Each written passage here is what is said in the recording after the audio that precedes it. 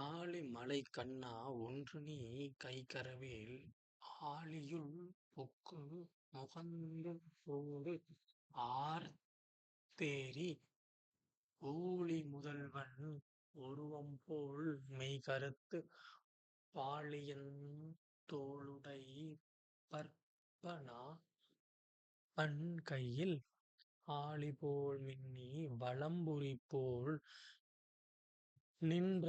நின்றதிர்ந்து தாழாதே சார்இங்கம் உதைத்த சரமலைபோல் வாழ உலகினில் பெய்திடாய் நாங்களும் மார்கழி நீராட மகிழ்ந்தேலோர் எம்பாவாய். ஆயர்குலச் சிறுமிகள் மழை வெயிலுக்குரிய தெய்வங்களை இன்னதென அறியமாட்டார்கள். ஏனெனில்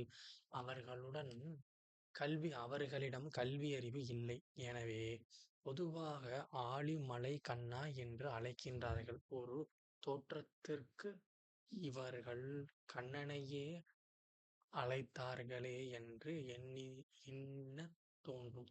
அது நாம் சாதாரணமான ஒரு குழந்தையை அழைக்கப் பயன்படுத்தும் கண்ணா என்ற வார்த்தையைப் போல. எனவே பர்ஜன்யா என்பது பதிலாக கண்ணா என்றழைத்தார்கள்.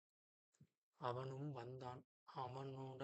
அவனிடம் தங்கள் கோரிக்கைகளை வைத்தார்கள். மேகத்திற்கு அதிபதியான பர்ஜன்யனே, நாங்கள் செல்வத்தைக் கேள். உன்னிடம் ஒரு சொட்டு தண்ணீரைக் கூட வைத்துக் கொள்ளாதே. நாங்கள் செல்வத்தைக் கேள்.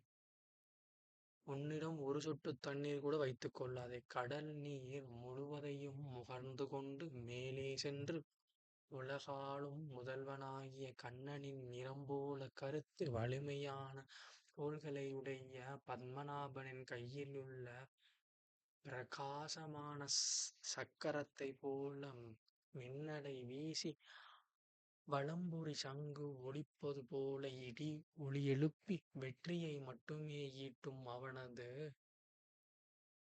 சார்ங்கம் என்னும் வில்லிலிருந்து புறப்படும் அம்புகளைப் போல மழை பொழிவாயாக. இம்மழையால் நாங்கள் இவ்வுலகில் மகிழ்வுடன் வாழ்வோம். மார்கழி நீராடலுக்காக எல்லா நீர்நிலைகளையும் நிரப்பி எங்களை மகிழ்ச்சியடையச் செய்வாயாக.